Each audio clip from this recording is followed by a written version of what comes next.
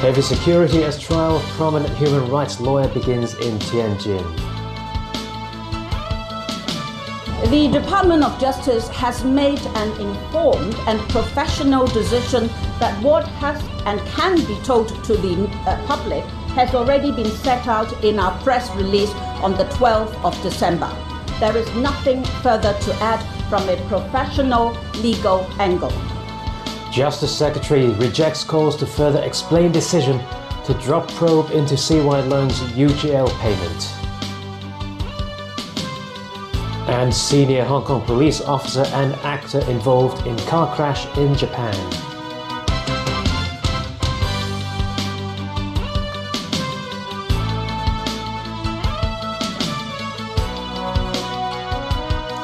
Hello, good evening. A court in Tianjin became the centre of attention this Boxing Day as the trial of Wang Quanzhang began. He's a prominent human rights lawyer in China who was missing for years and now accused of subversion of state power. Even now, his wife can't see him after years of searching his whereabouts. Li Wenzu failed to get far under heavy state security presence. She was hoping to leave the capital for Tianjin, where her husband stands trial, but when an officer offered to drive her, she refused. Wang Quanzhang looked into complaints of police torture and defended practitioners of the banned Falun Gong spiritual movement. He's one of many rights lawyers rounded up in 2015. His wife only heard that he was still alive this July, almost 3 years after he went missing. 7 lawyers she appointed to try to represent Wang were also unable to visit him. Details of his closed trial and indictment were released on Christmas Eve. Wang is said to be influenced by infiltrating anti-China forces trained by overseas groups while accepting their funding. In an online notice, the court said the case involves national secrets and a judgment will be made later. Foreign diplomats, including those from the United States, the UK and Germany, couldn't get close to the court building guarded by plainclothes officers. We'll go in another direction. A Chinese man was forced into a car after chanting support for Wang Quanzhang. Here in Hong Kong, the message was loud and clear. Protesters, appalled by the events unfolding in Tianjin, marched to Beijing's liaison office in Hong Kong to demand Wang's release. We have every reason to believe that during the last 3 years of imprisonment, he has been under torture and degrading and inhuman treatment. The wife, Mr. Wang, is now being put under house arrest. And all those who are sympathetic and have concern over the matter are also under surveillance. It shows that how paranoid is the state. He hasn't ruled out further protests locally and overseas over the lawyer's treatment. And locally, Justice Secretary Teresa Cheng says people mustn't politicize matters when asking why her department did not initiate corruption charges against Hong Kong's former leader. Here's Sharon Tang with details on what the official said in her first public appearance in more than 10 days. Teresa Cheng wants to set the record straight over concerns about not engaging an independent legal counsel before dropping a probe into former Chief Executive Leung Chun-ying. The Department of Justice has made an informed and professional decision that what has and can be told to the public has already been set out in our press release on the 12th of December. There is nothing further to add from a professional legal angle. Unless a case involves a member of the DOJ, there would not be outside counsel being engaged. That's about a controversial payment Leung Chun-ying received from UGL, which he didn't declare until after he took office.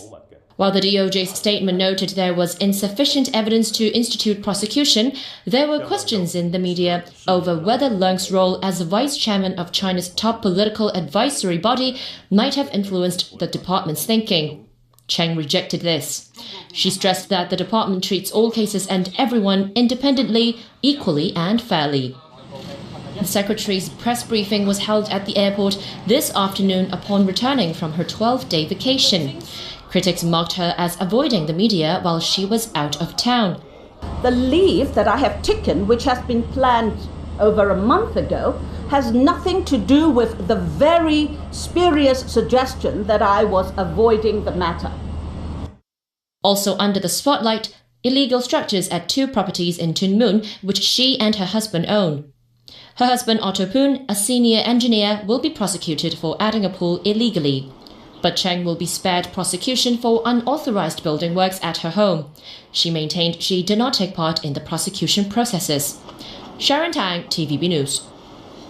A senior Hong Kong police officer has reportedly been injured in a car accident in Japan over the Christmas holidays. As Kena Chu reports, also involved in the collision was a Hong Kong actor. Lee Chi-hang, Director of Crime and Security, was injured yesterday while out driving on the northern island of Hokkaido in Japan. He was conscious but suffered a neck injury as well as a numbed lower half of his body. The senior Hong Kong police officer was sent to a local hospital on a helicopter for surgery. The accident happened as Lee's 7-seater collided with another vehicle in Otaru, Hokkaido. All passengers in the 7-seater were injured. This included Lee's wife, who underwent surgery today. None of them, however, are in life-threatening conditions. Also involved in the accident was Hong Kong actor Eric Tsang, who was reportedly driving the other vehicle in the crash. As well as himself, there was reportedly another person in Tsang's vehicle. James Kong, vice chairman of the Institute of Advanced Motorists Hong Kong, says drivers should reduce their speed when driving on snow due to low friction. He advised those renting cars in cold and snowy places to ask for tire chains and four-wheel drives. Following the crash, the government immediately contacted and offered help to those affected, according to the Immigration Department. Last night, officials from the Chinese consulate in Sapporo visited the victims in hospital. Kena Chu, TVB News. Staying in Japan, the country is re-entering the commercial whaling business from next July following a 30-year absence.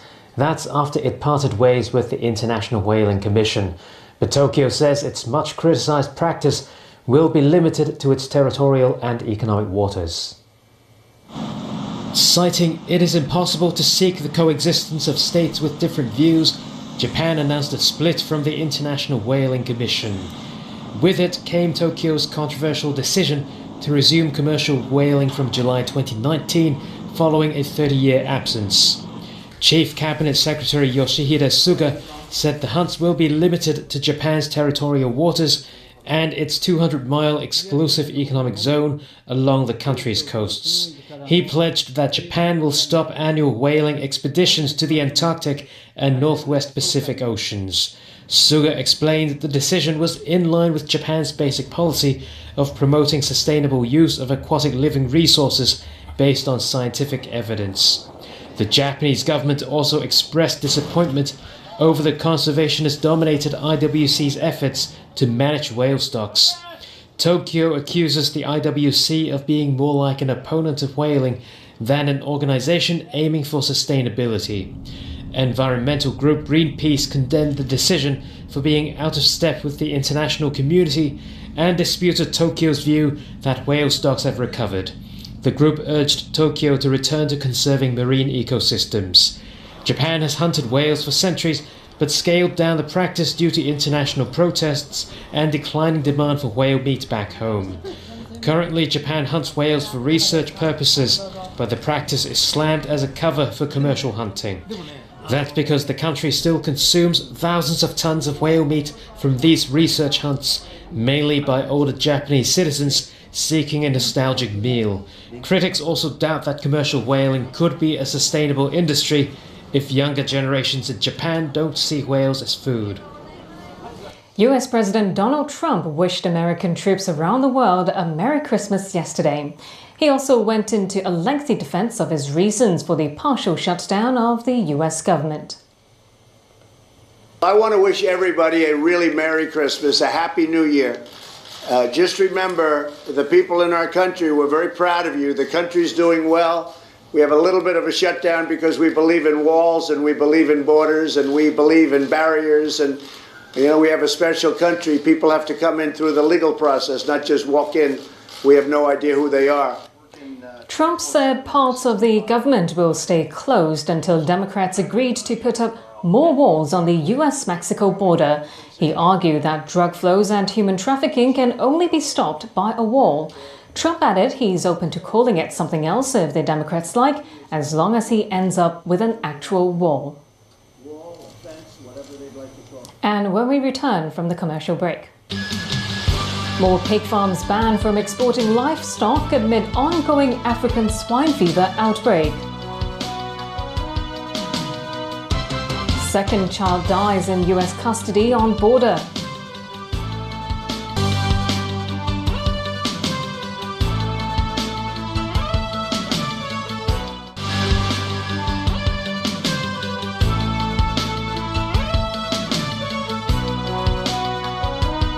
Welcome back. More mainland pig farms have been stopped from exporting their livestock amid the ongoing African swine fever outbreak. But as Caleb Long reports, they hope to resume their business as soon as possible. Workers at this mainland pig farm in Zhongshan are working hard to keep the vicinity free of African swine fever. This after their farm was banned from supplying live pigs to the two special administrative regions of Hong Kong and Macau. The farm, together with 19 others, are all located in provinces which reported African swine fever outbreaks. Before the ban, this farm would provide around 35 to 40 pigs daily to Macau and Zhongshan. With Zhuhai now listed as an epidemic zone, these pigs, as well as their porcine friends in the farm, may never get the chance to cross the border to Macau. Hoping for a return to the Macau market, the farm has since enhanced its disinfection facilities. One measure is to keep workers clean. They now have to go through a passage installed with ultraviolet light and clean their soles on a carpet soaked with disinfectant before entering. Non-authorized personnel are also prohibited from entering. According to the farm's person in charge, another farm in Yangjiang under the same company is also banned from supplying pigs to Hong Kong.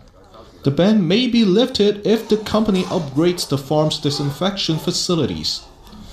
That will cost approximately 300,000 yuan, with the construction expected to be completed early next year. Meanwhile, even food products for pigs were found contaminated with the virus. Mainland Customs announced it had marked and sealed around 74 tons of contaminated protein product. The protein, made using pork blood, was manufactured by a Tianjin-based company. The raw material came from 12 slaughterhouses in Tianjin. Caleb Leung, TVB News. A fatal accident in Chinwan this afternoon. Police tried to cover the spot where a man was knocked down. The 81-year-old, in need of a Zimmer frame, was hit by a truck while crossing Chinwan Market Street. The vehicle is operated by a cleaning company outsourced by the Food and Environmental Services Department. Its 62-year-old driver was reportedly unaware he had hit the victim until pedestrians asked him to stop. Taiwan authorities are appealing to 152 Vietnamese tourists to turn themselves in. Security footage showed some of them checking into a hotel in Kaohsiung before they disappeared. Of over 150 travelers, only the tour guide is left. Local authorities said the 4 package tours from Vietnam entered Taiwan last Friday and Sunday. They are believed to have traveled on one-way tickets. The government has since revoked travel visas for another 5 Vietnamese tour groups. Overseas again, an 8-year-old boy from Guatemala died while in custody of US Customs and Border Protection yesterday. It's the second death of an immigrant child while in the agency's care this month. Alan Buckner reports. The death comes during the ongoing dispute over border security and a partial government shutdown over President Donald Trump's request for border wall funding. The boy had been in custody with his father since December 18th. Customs and Border Protection, or CBP, said an agent first noticed the boy had a cough and glossy eyes Monday morning. He was hospitalized and died around midnight. The cause of his death still hasn't been determined. CBP said in a statement it needs help from other government agencies to provide health care. The agency says it processes thousands of children, both alone and with their parents, every month. Across the border in Tijuana, Mexico, thousands of migrants who arrived in the caravan in November were given blankets, food, and other necessities by a relief group. They were even given some Christmas gifts. Most are waiting to make asylum claims to the U.S. Honduran Mary Rodriguez said the hospitality she felt made her feel a little warmer and more like home. Alan Buknia, TVB News. Indonesian authorities have warned people to stay away from the coast, where a tsunami took more than 420 lives last weekend. On late Tuesday, the Meteorology, Geophysics and Climatology Agency asked people to stay at least 500 meters and up to 1 kilometer from the coastline along the Sunda Strait. This lies between the main islands of Java and Sumatra. The eruption of the Anak Krakatoa volcano on Saturday triggered huge waves that smashed into the two islands. The fresh warning was issued on the anniversary of the catastrophic 2004 Asian earthquake and tsunami. It killed more than 230,000 people in a dozen countries, many of them in Indonesia. Italy's Catania airport resumed normal operations a day after it was forced shut by an ash cloud from Mount Etna's latest eruption. Fiery red lava could be seen shooting from the volcano in eastern Sicily on Tuesday. This as a new 2-kilometer fissure opened up on a stretch of uninhabited slope near Mount Etna's southeast crater. Italy's National Institute of Geophysics and Volcanology says at least 300 tremors rattled the slopes of the volcanic mountain during the 3-hour span on Monday, including a magnitude 4.3 seismic shake. The tremors continued Tuesday but were less powerful. The latest eruption coated streets and sidewalks of nearby towns with ashes, but authorities did not order an evacuation. The Democratic Republic of Congo will delay polling in Sunday's elections in 3 cities until March. The cities concerned are in the east of the country, which has been dealing with an Ebola outbreak since August. Another city in the west also has suspended voting because of ongoing ethnic violence there. Voting will go ahead elsewhere in the Central African nation on Sunday as planned, according to the government's Electoral Commission. The opposition says it has concerns about how the ballots of some 40 million people will be counted and shared. Final results for the presidential vote will be announced on January 15th, with the new president sworn in on January 18th. And that's the news. Thanks for watching. Bye-bye. Good night.